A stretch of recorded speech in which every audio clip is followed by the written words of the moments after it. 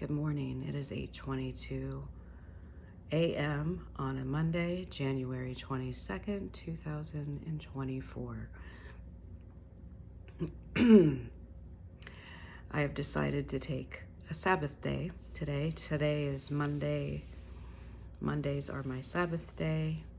What I mean by Sabbath day is it's my day to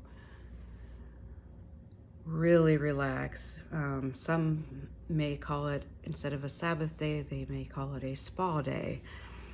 You know, when I think of a spa, I usually think of relaxation.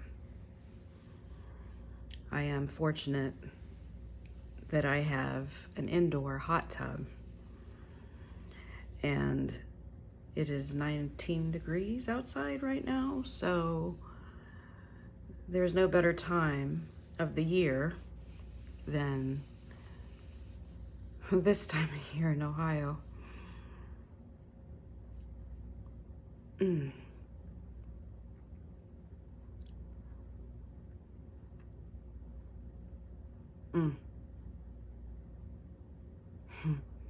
I've been watching videos on YouTube about how to analyze people by their videos and their facial expressions, and I thought, oh God, I have a very expressive face. It's hard to tell what my body language is saying.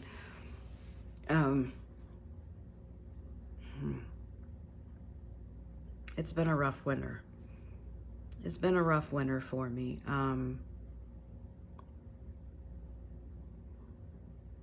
But it's been a rough winter for everybody that I've talked to. So there's that.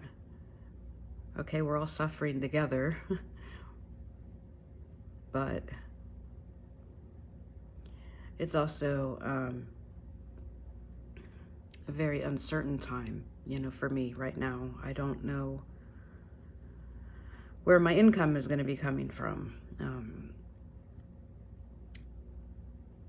I injured my back, and I cannot perform the duties that I've done for the last 22 years as a waitress. The specific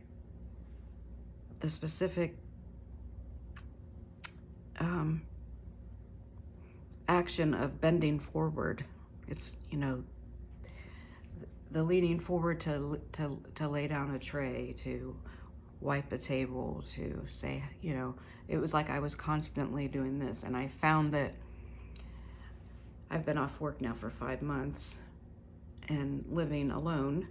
So I've had nothing but time to observe myself. It's like kind of like similar to solitary confinement, but I'm free to leave whenever I want. So I'm not like on absolute lockdown. And I keep telling myself, you practice for this. You've already practiced. That's what COVID was. It was your time to practice. Except for when I went through COVID, I had a partner. I had Richard living here with me. So I was not living alone. I do have a good support system. I have trusted friends that check on me and notice. I had a friend actually comment, have you not left your house in a couple days? And I said, no.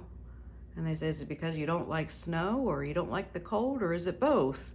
I'm like, well, kind of both, but also I just couldn't think of I was thinking of reasons not to leave the house. And they just laughed and said, well, I'm always thinking of reasons to get out of the house. He said, the only time I stay at home all day is if I'm deathly ill.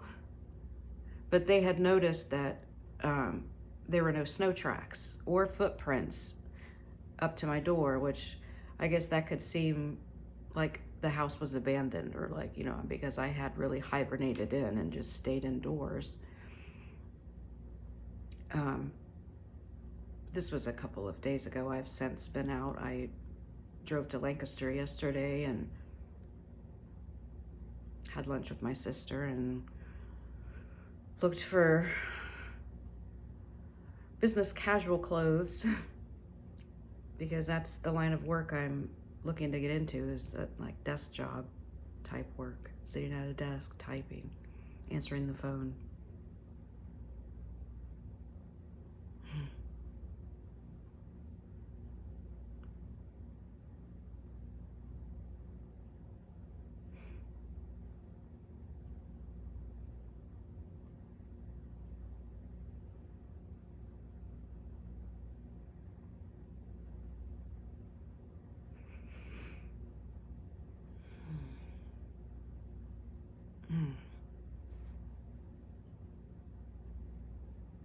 also mourning.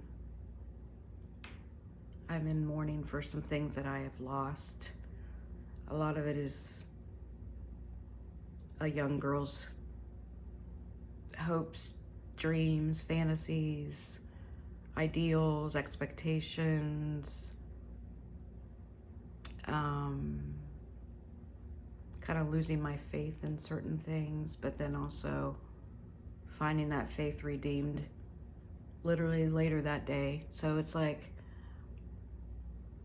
I feel like I'm constantly going from despair to elation to exhaustion to despair again. It's like a cycle of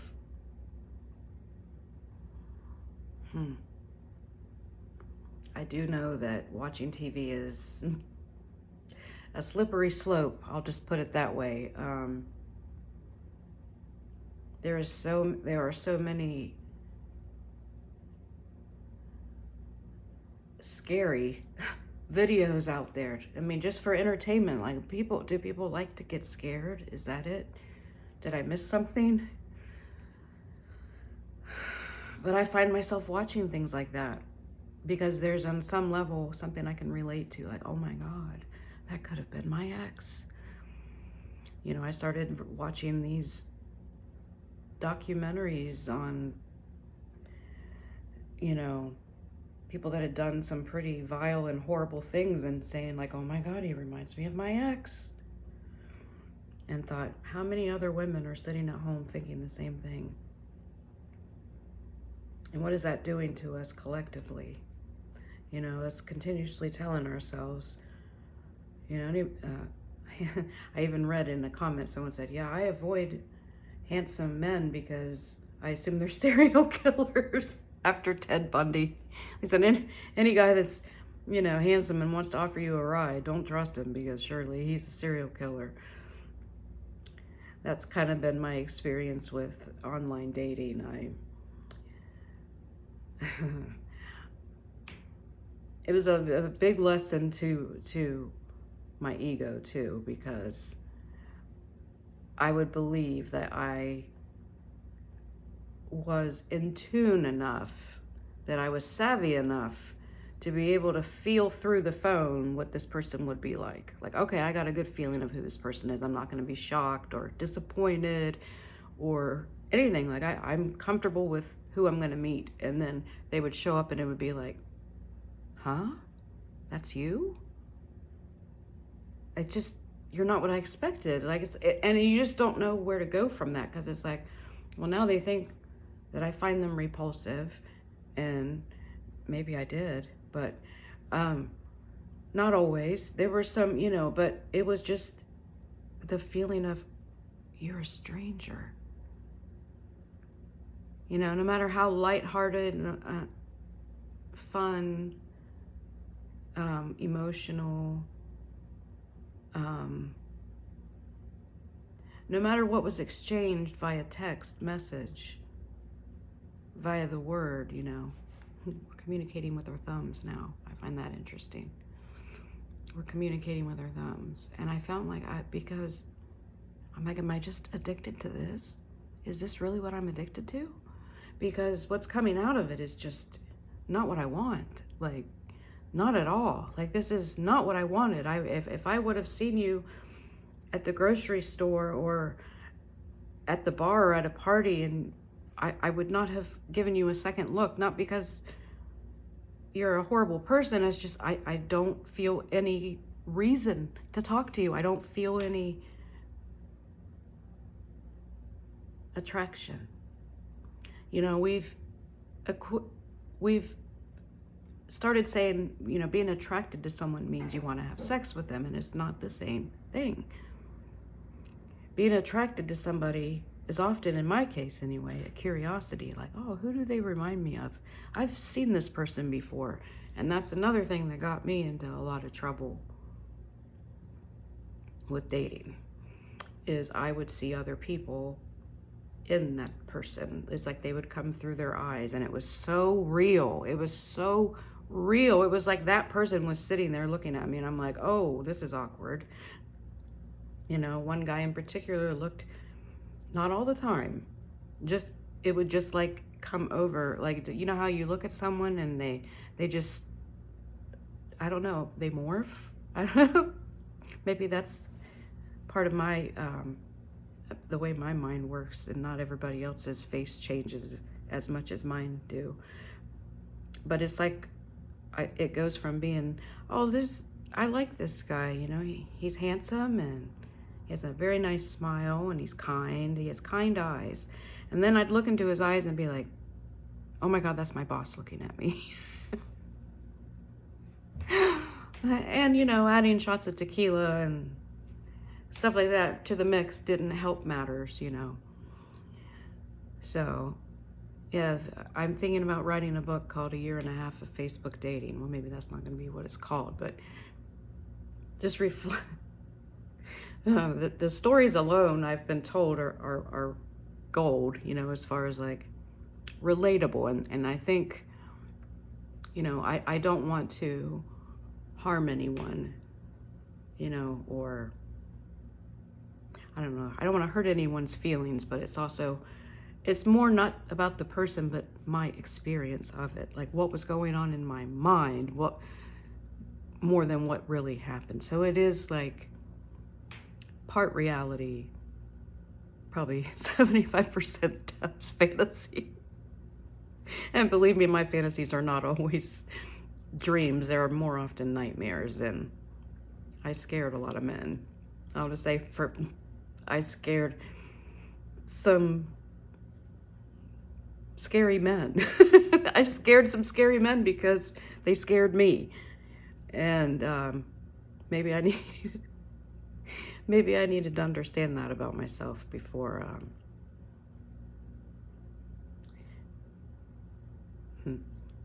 Well, I've stopped looking. I've been off the dating site, online dating site, for probably a year now. I've been completely done with it. It was, in the beginning, it was exciting because it's like, oh my gosh, how many people, wow, this many people saw me in a sea of thousands. I got noticed in a crowd. Like, oh, that doesn't ever happen to me. Wow. And then you realize, like, oh no, they're just doing what I'm doing, and that's quickly just going through like a stack of junk mail, or like you're at a buffet and you're like, oh, well, that looks like I might like, that looks hot and fresh, and that looks like it might taste delicious. I've never had it before, but I'm willing to try it. Put just a little bit dab on your plate, say hi, and then, well, anyone that's been on online dating knows what comes after hello. Or maybe I'll save that for my book. This video is a little longer than I wanted it to be, and I'm feeling like I need to shut it off and give it a watch. So I will talk to you later, tomorrow. I'll talk to you tomorrow. Thank you for tuning in. Bye-bye.